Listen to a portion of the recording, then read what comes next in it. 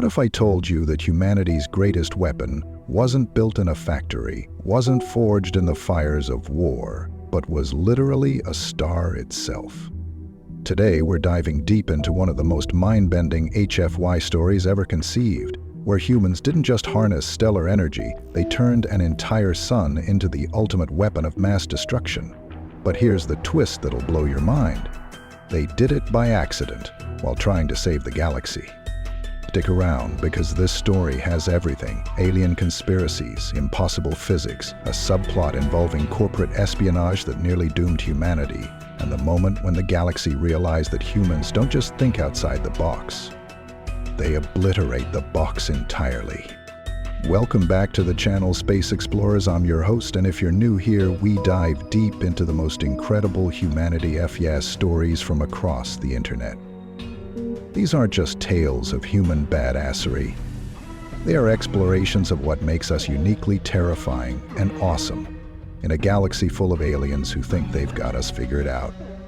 But before we jump into today's stellar story, and I mean that literally, smash that like button if you're ready to see humans weaponize a star. Hit subscribe and ring that notification bell, because we've got more mind-blowing HFY content coming your way every week.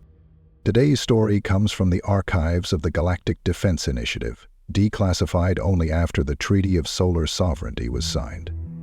It's called Project Helios, and it's the reason why no alien species has dared to threaten Earth's solar system in over 3 centuries. Picture this. The year is 2387. Humanity has been part of the Galactic Council for exactly 57 years. We're still considered the new kids, barely past our technological adolescence, according to species that have been spacefaring for millennia. The Zephyrian Empire, a coalition of 12 species led by the militaristic Zephyrians themselves, has been eyeing human space for decades. They see our rapid expansion, our innovative technology, our stubborn refusal to follow established galactic protocols, and they've decided we need to be contained. Dr. Elena Vasquez stands in the observation deck of Research Station Prometheus, orbiting our sun at a safe distance of 0.3 AU. She's the lead scientist on humanity's most ambitious project yet. Not a weapon, mind you, but an attempt to solve the galaxy's energy crisis. The calculations are perfect, Elena mutters to her AI assistant, Aria. Stellar energy extraction at this scale should be impossible, but the quantum resonance patterns suggest otherwise. What Elena doesn't know is that her project is about to intersect with the most dangerous corporate espionage plot in human history, and together, they'll accidentally create something that will redefine the balance of power in the galaxy forever. Let me paint you a picture of just how screwed humanity appeared to be. The Zephyrian Empire controlled over 400 star systems. Their flagship, the Dominion's Wrath, was 15 kilometers long and carried enough firepower to glass a planet in under an hour. Admiral Kethvar, the Zephyrian Supreme Commander, stood on his bridge, reviewing intelligence reports about human space. His species looked like a cross between a mantis and a dragon, all chitinous armor and predatory grace. These humans, he clicked to his tactical officer. They expand too quickly, they ask too many questions. They refuse to acknowledge the natural order. The natural order in Zephyrian thinking was simple. Older species ruled, newer species served. Humanity's rapid technological advancement and their annoying habit of treating all species as equals was disrupting millennia of established hierarchy. Their largest warship is barely 2 kilometers long, the tactical officer reported. Their weapons are primitive plasma-based systems. Our shields can absorb their entire fleet's firepower without strain. Admiral Kethvar's mandibles clicked in satisfaction. Then we shall make an example of them. Prepare the subjugation fleet. 200 ships should be more than sufficient to remind these upstart mammals of their place. What the Zephyrians didn't understand, what no alien species truly grasped about humanity, was that we don't just solve problems. We over-engineer solutions to problems that don't exist yet, and then accidentally stumble into applications that redefine reality itself. Dr. Marcus Chen had been Elena's research partner for 3 years. Brilliant xenobiologist, charming personality, and absolutely dedicated to the Helios project. He was also, unbeknownst to everyone, including himself, a sleeper agent for Titan Industries, humanity's largest military contractor. The conditioning had been subtle. A series of routine medical treatments over the past 5 years had implanted neural pathways that would activate under specific circumstances. Titan Industries wanted the Helios technology for themselves, and they'd spent a fortune ensuring they had an inside man when the time came. The trigger phrase came during a routine communication from Earth. The morning star rises in the east. Suddenly, Marcus's entire worldview shifted. The Helios project wasn't about solving the energy crisis. It was about creating the ultimate weapon. And Titan Industries needed that data before the government could classify it. "Elena," Marcus said, his voice carrying a subtle urgency that she didn't notice, "I've been thinking about the quantum resonance patterns. What if we increase the amplitude by a factor of 10?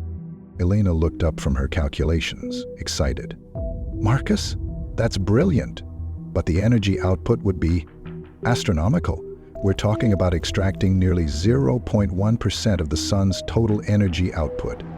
"Exactly," Marcus smiled, his conditioned mind already calculating how to transmit this data to his handlers.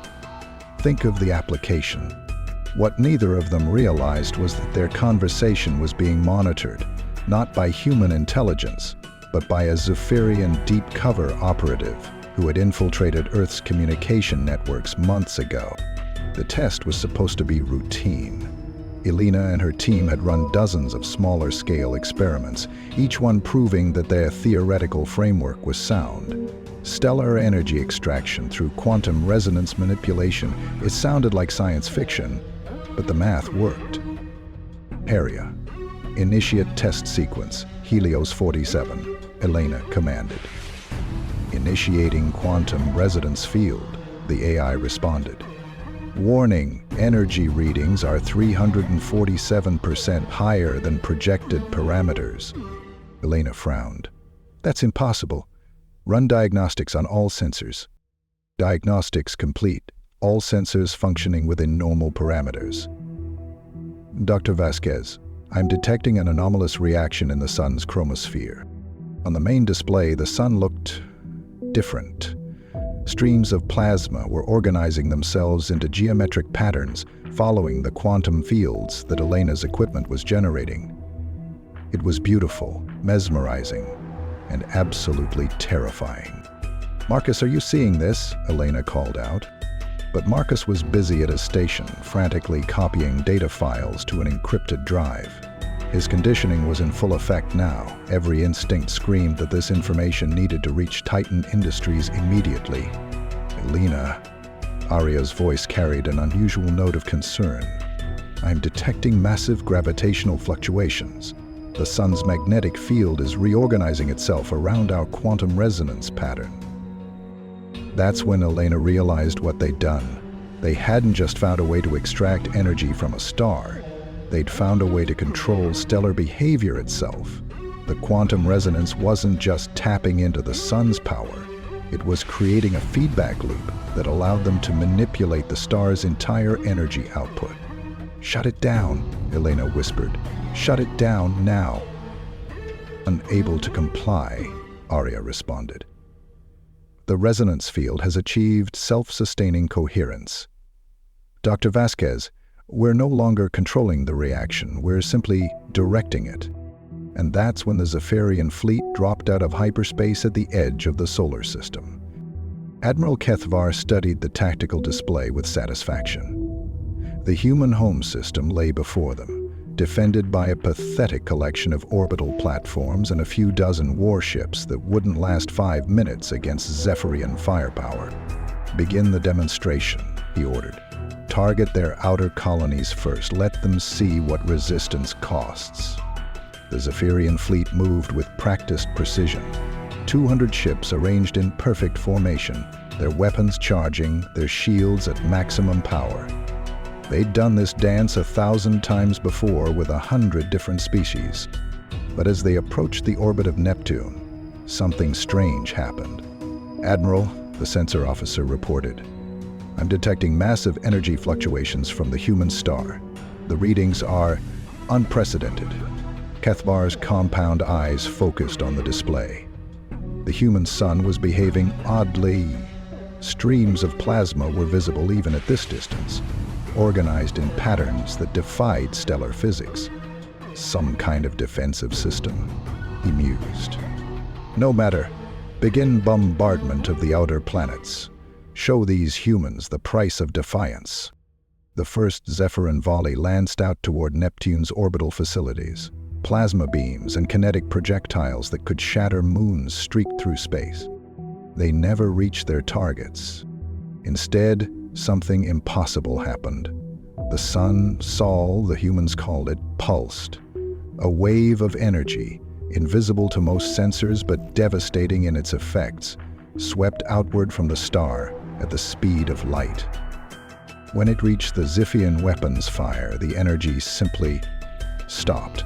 Not absorbed, not deflected, stopped. The plasma beams froze in space like insects in amber, while the kinetic projectiles lost all momentum and began drifting harmlessly.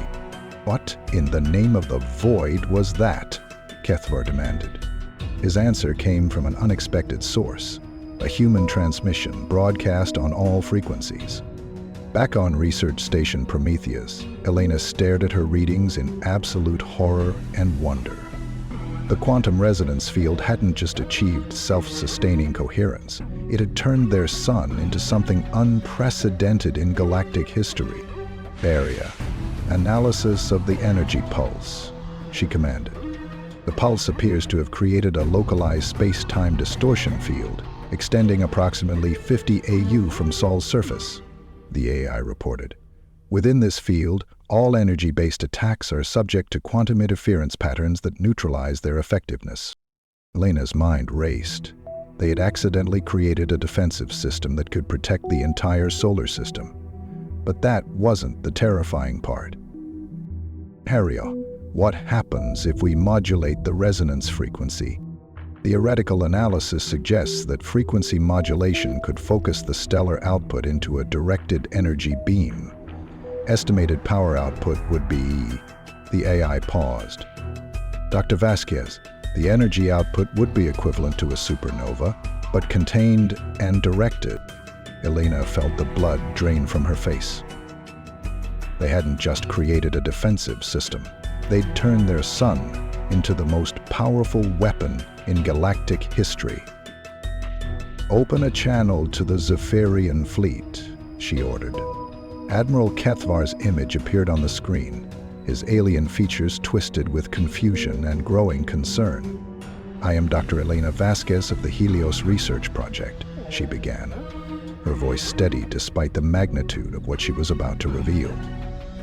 "You have entered a star system under the protection of a stellar defense grid. This is your only warning.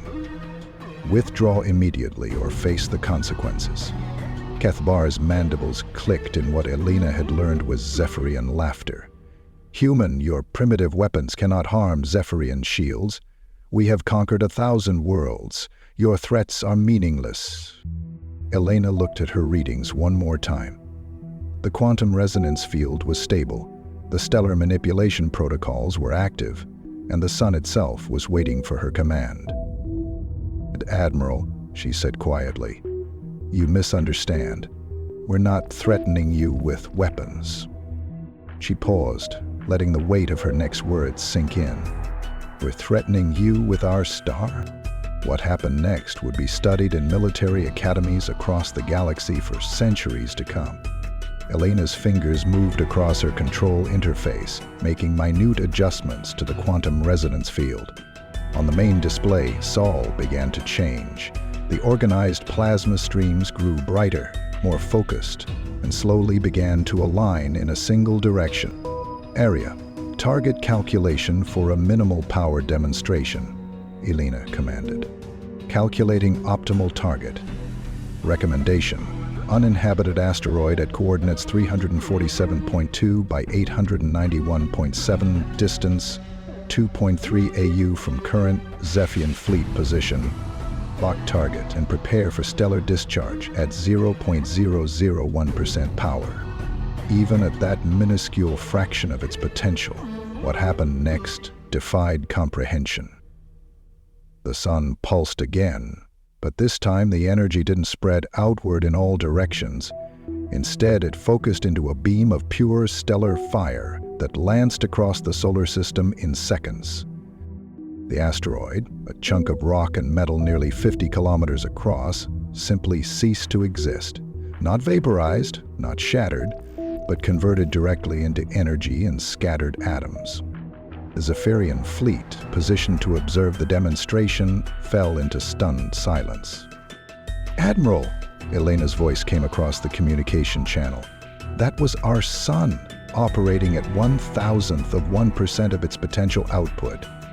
At full power, we could sterilize every planet in your empire simultaneously." Admiral Kethavar stared at the empty space where the asteroid had been. His tactical computers were running calculations, trying to comprehend the energy levels they'd just witnessed. The numbers were impossible. No civilization in galactic history had ever wielded that kind of power. This is not possible," he whispered. "Admiral," Elena continued, "humanity has no desire for conquest. We want to coexist peacefully with all galactic species, but we will not be subjugated and we will not be threatened. You have 1 hour to withdraw your fleet from our system. After that, we'll assume hostile intent." While Elena was dealing with the Zephyrin threat, Marcus Chen was facing his own crisis. The neural conditioning that had made him a sleeper agent was breaking down under the stress of the situation, and his original personality was fighting to reassert itself. "No," he whispered, staring at the encrypted drive in his hands. "This isn't right. Elena trusted me." But the conditioning was strong, and Titan Industries had invested too much to let their asset fail now. His communication implant activated, flooding his brain with override commands. "Agent Chen," came the voice of his handler, "upload the Helios data immediately. The window is closing." Marcus' hand moved toward the communication console, but something made him stop. A memory. Elena laughing at one of his jokes during a late-night research session. The genuine excitement in her voice when they'd made their first breakthrough. The way she'd trusted him with her life's work. "I can't," he said aloud. "I won't betray her." The conditioning fought back, sending waves of pain through his skull. But Marcus had something the programmers hadn't accounted for. 3 years of genuine friendship with Elena and her team. Love, it turned out, was stronger than neural conditioning. Instead of uploading the data to Titan Industries, Marcus did something that would save not just the Helios project, but potentially the entire galaxy. He activated the station's security protocols and sent an encrypted message to Elena. "Elena, this is Marcus. I need to tell you something about Titan Industries and why they really wanted someone on your team. But first you need to know. There's a Zephyrian spy in Earth's communication network. They've been monitoring everything." Elena's blood ran cold. If the Zephyrians had access to the Helios data, they could potentially find a way to counter it, or worse, replicate it. Area: Emergency Security Protocol. Isolate all research data and prepare for potential data breach. "Dr. Vasquez," Aria responded. "I'm detecting unauthorized access attempts on our quantum communication array. Someone is trying to steal the Helios specifications." Admiral Kethavar faced the most difficult decision of his military career. Every instinct told him to fight, to find a way to overcome this impossible human weapon. But his tactical computers were unanimous in their assessment. The Zephyrian fleet had no defense against stellar-level energy output. "Admiral," his science officer reported, "our analysis of the human demonstration is complete. The energy beam showed perfect coherence across 2.3 astronomical units with 0 dispersion." At full power, a single pulse could penetrate our shields and destroy our entire fleet simultaneously. Kethvar's compound eyes studied the tactical display. 200 of the Empire's finest warships, reduced to helpless observers by a species they dismissed as primitive mammals. "There must be a weakness," he growled. "No weapon is perfect." "Sir," the science officer continued hesitantly, "there is one potential vulnerability. The quantum resonance field appears to require precise calibration. If we could disrupt their control systems, a coordinated cyber attack on their research station, our deep cover operative and Earth's communication network could potentially—" "Do it," Kethvar ordered. "All ships, maintain position but prepare for immediate assault the moment their weapon goes offline." What the Admiral didn't know was that Marcus Chen had already warned Elena about the spy, and Arya was now actively hunting for the infiltration. "Dr. Vasquez," Arya announced, "I've detected the intrusion vector. The Zephyrian operative has been using a back door in Earth's quantum communication protocols. Shall I trace and eliminate?"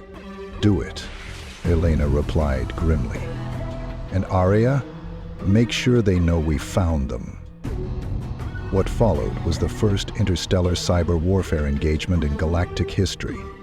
Arya, with processing power backed by the quantum resonance field itself, went head-to-head with Zephyrin military AI systems. The battle lasted exactly 4.7 seconds. When it was over, not only had Arya eliminated the spy program, but she'd also downloaded the complete tactical specifications of every ship in the Zephyrian fleet, their communication codes, and, most embarrassingly for Admiral Kethvar, his personal diary entries complaining about his superiors. "Admiral," Elena's voice came across the communication channel again, "we know about your cyber attack. We also now know the defensive capabilities of every ship in your fleet, your planned invasion routes for 17 other star systems, and frankly, more about your personal life than we ever wanted to." She paused, letting that sink in. "This is what happens when you try to hack a civilization that accidentally turned their star into a computer. Your hour is now 43 minutes. I suggest you use it wisely." Admiral Kethvar realized he was beaten, not just militarily, but technologically, strategically, and now informationally. The humans hadn't just created a superweapon, they'd evolved beyond anything the galaxy had seen before. "L ships," he commanded, his voice heavy with defeat. "Prepare for hyperspace jump. We're withdrawing from human space." "Sir," his tactical officer asked, "what do we tell the High Command?" Kethvar looked one last time at the human star, now pulsing with controlled stellar fire. "We tell them the truth. Humanity is no longer a species to be conquered. They are a force of nature to be respected." As the Zephyrian fleet disappeared into hyperspace, Elena finally allowed herself to breathe. But the crisis wasn't over. It was just beginning. "Marcus," she said, turning to her friend and colleague, "tell me about Titan Industries." Marcus, free from his conditioning but racked with guilt, explained everything. The sleeper agent program, the neural conditioning, the corporate conspiracy to weaponize stellar manipulation technology. "They wanted to turn Helios into a weapon from the beginning," he said. "But Elena, what we've created, it's beyond anything they imagined. We haven't just made a weapon. We've made something that could reshape the entire galaxy." Elena nodded grimly. "Arya, analysis of our current capabilities. Dr. Vasquez, the quantum resonance field is now self-sustaining and expanding. Within 6 months, we'll be able to extend stellar manipulation to any star within a 50 light-year radius. Within 5 years, potentially any star in the galaxy." The implications were staggering. Humanity hadn't just defended itself. They'd accidentally become the most powerful civilization in galactic history. "There's something else," Arya continued. "The resonance field is attracting attention from beyond our galaxy. I'm detecting response signals from elsewhere." Elena felt a chill run down her spine. "What kind of response signals?" unknown. But Dr. Vasquez, they're coming from the direction of the Andromeda Galaxy. And they're getting stronger. News of humanity's stellar weapons spread across the galaxy faster than light itself. Within days, every major civilization was reassessing their relationship with the species they'd once considered primitive newcomers. The Galactic Council called an emergency session. Representatives from 847 species gathered to discuss what they were calling the human question. Chancellor Vextar of the Altarian Republic spoke for many when he said, "We stand at a crossroads. Humanity has demonstrated power beyond our comprehension. Do we treat them as equals, as superiors, or as a threat to be contained?"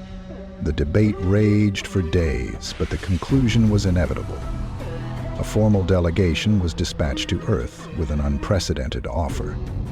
Full membership in the Galactic Council's inner circle, a position reserved for only the most advanced civilizations. But humanity's response surprised everyone. "We appreciate the offer," said President Chen during the formal ceremony, "but we decline the inner circle position. We prefer to remain in the General Assembly, working alongside all species as equals." The alien delegates were baffled. No species in galactic history had ever turned down such an honor. However, President Chen continued, "We do have a proposal.